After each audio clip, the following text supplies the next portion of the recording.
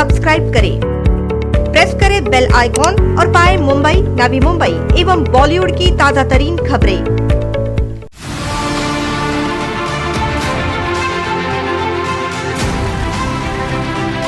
School के भी अपने खर्चे होते हैं, टीचर्स की सैलरीज हैं, प्रिंसिपल की सैलरी है, एंड स्कूल की बिल्डिंग्स इतनी बड़ी बड़ी बनाई हुई हैं, उसका मेंटेनेंस है। Many schools even say that उन्होंने लोन लिया हुआ है बैंक से उसको पे करने के लिए, उसके EMIs हैं।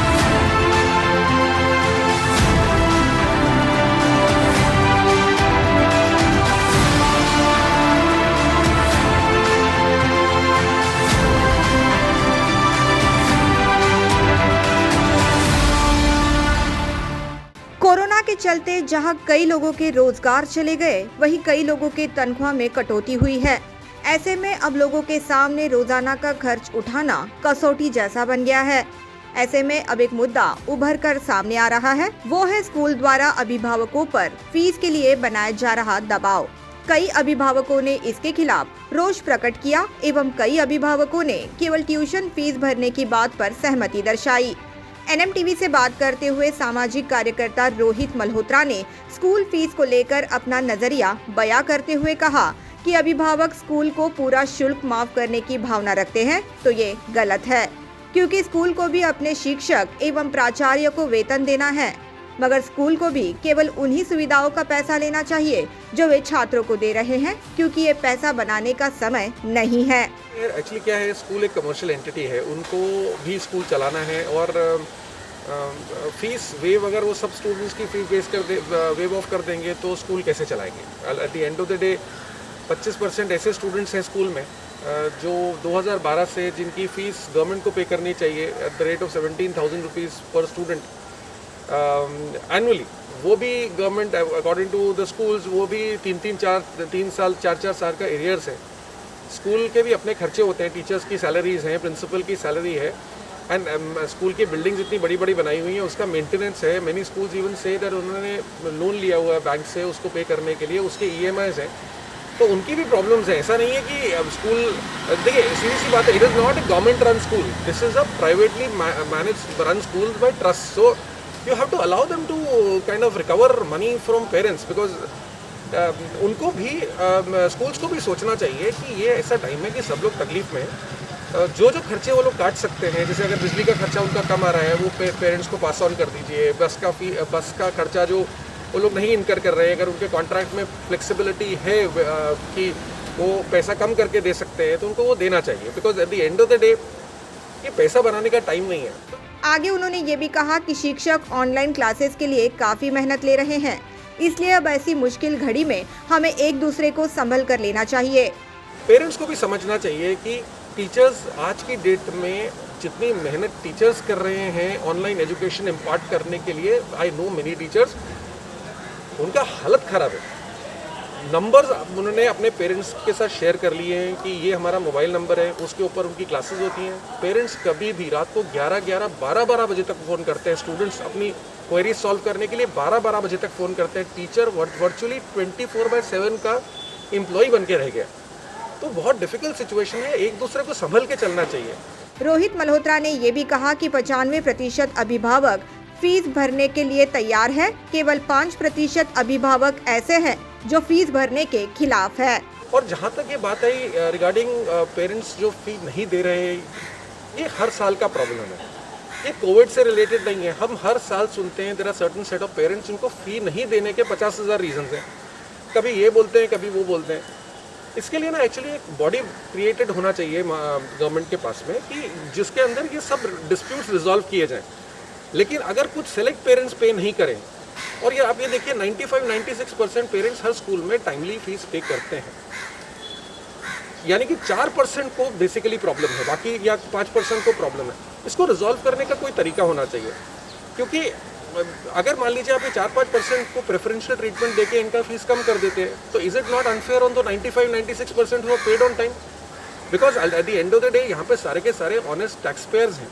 ये लोग बेचारे इतनी मेहनत करके, आज की डेट में school education is a very significant expense for any parent. लोग इतना अपने पेट काट के अपनी सेविंग्स में से पैसा निकाल के, बिकॉज मैं यहाँ पे लोगों को जानता हूँ जिनकी नौकरियाँ चली गई कि कोविड टाइम्स में, वो लोग अपनी सेविंग्स में से पैसा निकाल के पेमेंट कर रहे हैं स्कूल का। वो अभी अनफॉर्चुनेटली ये सिचुएशन है आज की डेट में, वो सेविंग्स निकाल के स्कूल का नहीं, वो हर चीज़ का पेमेंट कर रहे हैं अभी ये टाइम में। आप मेरे को खुद बताइए, is it only about the school education? आपके बगल का जो आपका ग्रोसरी स्टोर वाला है वो आपको फ्री दे रहा है क्या? ग्रोसरी वाला आपको फ्री दे देगा क्या कि आपकी नौकरी चली गई है, आप डिफिकल्टी में, आपका जो केमिस्ट है वो आपको फ्री दे देगा क्या? आपके घर जो मेड सर्वेंट काम करती है वो फ्री में काम करेगी क्या?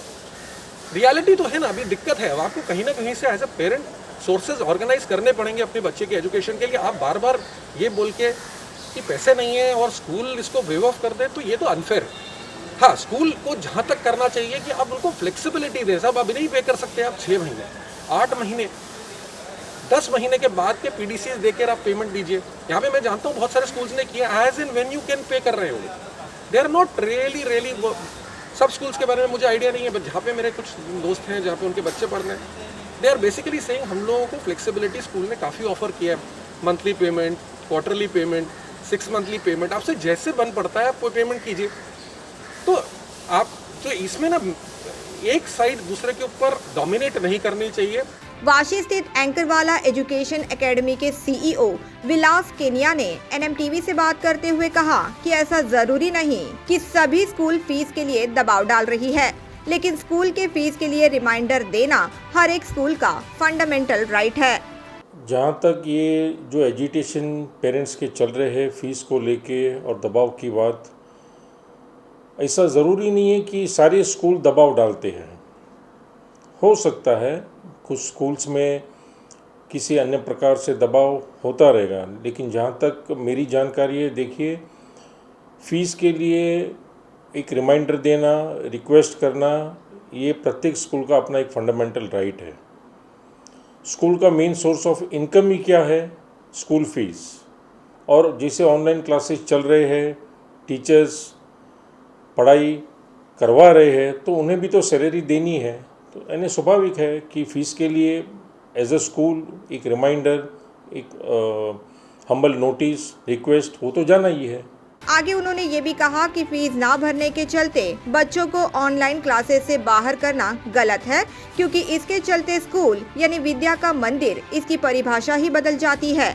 गवर्नमेंट के भी स्पष्ट निर्देश है कि और कोर्ट के भी है कि कोई कोअर्सिव एक्शन ना ली जाए। जहाँ तक शिक्षा का सवाल है, मैं समझता हूँ कि इस प्रकार की भूमिका से कोई हल नहीं होने वाला है। देखिए, फीस भरना न भरना वो पेरेंट्स की अपनी सुविधा या दुविधा है, उसके लिए उसकी शिक्षा हम बच्चों को नहीं दे सकते हैं। The basic purpose of school जो है वो ही नहीं रहता है। और ऐसे मैं नहीं मानता हूँ कि मेजॉरिटी ऑफ द स्कूल्स, देखिए, majority of the schools they fall under the category of budget schools. Very few schools जो प्रीमियम और एलाइट कैटेगरी में आते हैं, शायद वहाँ पे इसे एक आध 2-4 किस्से हुए रहेंगे, लेकिन आमतौर पे most of the schools they don't indulge in all such malpractices कि जहाँ पे बच्चों को ऑनलाइन से निकाल दिया जाए। स्टूडेंट्स हमारे साथ ही है, पेरेंट्स काफ़ी साल से हमारे साथ है, हम वो पेरेंट्स को अच्छी तरह से जानते हैं, स्टूडेंट को जानते हैं। ठीक है, आगे पीछे यदि फीस का आना वो स्वाभाविक है और उसको हमें स्वीकार करना चाहिए, ये मेरा मत है। ट्यूशन फीस के अलावा अन्य फीस लिए जाने की बात को लेकर उन्होंने कहा कि स्कूल को PTA के साथ चर्चा विमर्श कर इस पर हल निकालना चाहिए। हर एक स्कूल का अपने अपने अलग अलग हेड्स है, library, laboratory, yes, this are the permissible heads under the fee regulation act. हम भी वो कलेक्ट करते थे, चार्ज करते थे, लेकिन जैसे स्थिति है, देखिए, गवर्नमेंट का जो 8 मई का GR था, हालांकि उस पर स्टे आ गया है, उसमें डायरेक्शन वही थे कि जो सर्विसेज अगर पूरे साल में हम ये समझ के चलते कि यूटिलाइज नहीं होने वाली है, तो PTA के साथ, यानी जो एग्जीक्यूटिव PTA बॉडी है, उनको साथ में लेके विचार विमर्श करके जहाँ पे हो सकता है उसमें कटौती होनी चाहिए। तो मैं समझता हूँ अगर एक एमिकेबल सॉल्यूशन निकल सकता है, या यदि PTA एक ठीक तरह से उसका प्रस्ताव रखे, तो उसमें गुंजाइश है कि fee reduction at least to date heads हो सकता है। आगे उन्होंने ये भी कहा कि अभिभावकों द्वारा जो नो फीस की मुहिम छेड़ी गई है, उसको हमारा विरोध है अभी की स्थिति को हम समझ सकते हैं, इसलिए अगर फीस लेट होती है तो इसे समझा जा सकता है। अब ये जो स्थिति है, ऐसा तो नहीं है कि सिर्फ भारत में है, इंडिया में है, this is all over world. ये क्राइसिस ऑल ओवर है। और देखिए, फीस आगे पीछे आना, व्हाट्सएप पे जो मैसेजेस आते हैं या कुछ जो एजिटेशन हो रहे हैं ना कि no fees, as a school हमारा विरोध कहाँ पे है? ये जो नो फीस वाला कल्चर है वो एक्सेप्टेबल नहीं है। Yes, if fees are late to an extent that can be settled. Staff है, स्टाफ को भी हम समझा सकते हैं कि सैलरीज आगे पीछे आनी है। और आज की तारीख में भी देखिए, none of the schools, I don't think more than 60 और 70% जहाँ पे रेगुलर फीस आपको मिलती रहेगी। रेगुलर फीस का जो परसेंटेज 50 ही है, तो स्वाभाविक है कि यदि फीस कम आती है तो पेमेंट भी अकॉर्डिंगली लेट होते हैं। वो सारे सेटलमेंट हो सकते हैं। आई don't think that is a very big issue. And ये और दूसरे 2-3 महीने चलने वाला है। जब तक प्रैक्टिकल स्कूल्स रीओपन नहीं होती है, ये चलना ही है। तो इसका सॉल्यूशन पेरेंट्स को और स्कूल को ही निकालना है। Education is not the solution, और संघर्ष भी इसका कोई सॉल्यूशन नहीं है, ये समाधान का ही सॉल्यूशन है। आगे उन्होंने ये भी कहा कि जिस घर में 2 से ज्यादा बच्चे हैं वे अभिभावक तनाव में हैं, ये हम समझ सकते हैं, मगर स्कूल के पास भी ऑनलाइन के अलावा और कोई विकल्प नहीं बचा। देखिए, हम भी समझ सकते हैं पेरेंट्स की कुछ समस्याएं हैं। कुछ वर्किंग पेरेंट्स हैं, कुछ पेरेंट्स के यहाँ इंफ्रास्ट्रक्चर फैसिलिटीज़ की तकलीफ़ें हैं, जो बम्बई छोड़ के गांव में चले गए, रूरल एरिया में, वहाँ पे कनेक्टिविटी इश्यूज़ है। फिर 2 से ज़्यादा जिनके बच्चे हैं तो उनको कैसे पढ़ाई की जाए। और एक डिप्रेशन लेवल, देखिए ये जो डिप्रेशन लेवल है ये कहीं ना कहीं फ्रस्ट्रेशन होकर बाहर आता है। एज ए स्कूल सिर्फ हमें यही कहना है पेरेंट्स को, देखिए आज की स्थिति में ऑनलाइन लर्निंग के अलावा और कोई विकल्प हमारे पास नहीं बचा है। और हम ये सोच के चलते, यदि ऑनलाइन प्लेटफॉर्म नहीं रहता, ठीक है, तो आप अपने बच्चे को किस प्रकार ये जो 6 महीने 25 मार्च से लेके आज तक का जो दिन है, आप किस प्रकार बच्चे को घर पे ऑक्यूपाई करने वाले थे, जहाँ पे कोई फिजिकल एक्टिविटी भी नहीं है। तो अपने आप वो बच्चा अगर स्कूल से विमुख हो जाता है तो वो नुकसान नहीं होता था। आगे उन्होंने ये भी कहा कि कहीं न कहीं अभिभावक एवं स्कूल को अब समझकर इसका हल निकालना होगा। संघर्ष करने से समस्या का समाधान नहीं निकलेगा। कहीं ना कहीं ये समझ के चलते हैं कि ऑनलाइन प्लेटफॉर्म 100% नहीं है। ओके फाइन, हमने उसमें से 50%, 60%, 70% जो भी हासिल किया, लेकिन कुछ किया तो है, रादर देन डूइंग नथिंग। तो फ्रस्ट्रेशन से हमें बाहर आना है, इस स्थिति को स्वीकार करना है। हालांकि धीरे धीरे पेरेंट्स भी ये समझने लगे हैं, जो स्थिति, जो डर हमें अप्रैल मई मंथ में था, आज ये सितंबर अक्टूबर में वो डर नहीं रहा है।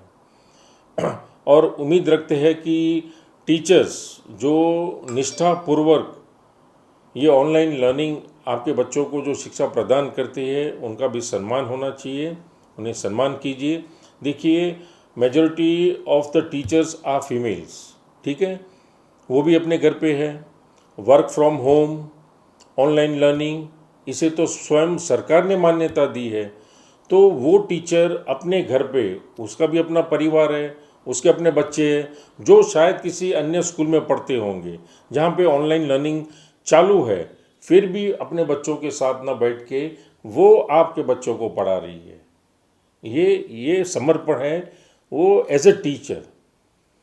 इन सारी स्थितियों को हमें स्वीकार करना है। और ये 3-4 महीने और पेरेंट्स को दिक्कत तकलीफ़ें होने वाली है। और सबसे ज़्यादा जो प्री प्राइमरी बच्चे हैं, नर्सरी से लेके ग्रेड 2, उन पेरेंट्स की जो समस्या है हम समझ सकते हैं। लेकिन इसी स्थिति में हमें हौसला रखना है और सहकार देना है स्कूल के साथ, अपने बच्चों के भविष्य के साथ उनके साथ बैठना है, और जितना हो सके इस माध्यम से जो शिक्षा हमें प्राप्त हो उसे स्वीकार करना है। Bureau report, NMTV news.